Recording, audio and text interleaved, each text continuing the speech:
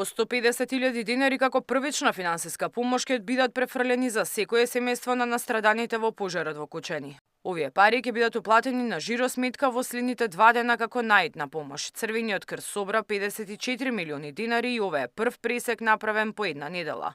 Овие пари етапно ќе бидат префрлани на семејствата откако ќе бидат прибрани сите податоци кои ги предвидува законот.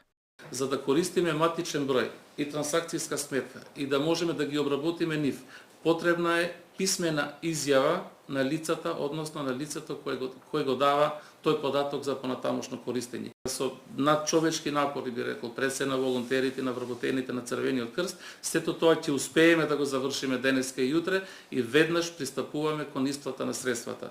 Нема апсолутно никаква друга причина, единствена причина е ова што вие набројувам.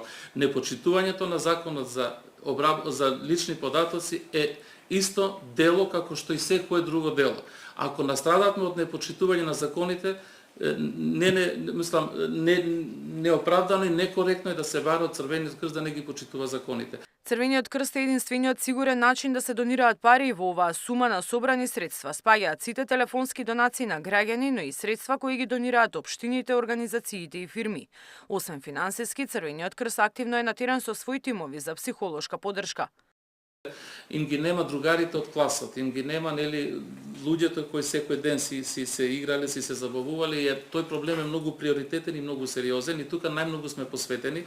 Ние и вчера бевме овакви, имавме дежурни екипи и денеска нашите тимови се 24/7 достапни. Меѓувреме работиме и на древ. Таа е поддршка што ние добиваме од Меѓународен Црвен крст во вакви ситуации. Од првиот ден над 165 волонтери на Црвениот крст се вклучиле да помогнат со 25 возила, пунктови за стручни лица за прва помош и логистика. Миријана Давидовска, Сител телевизија.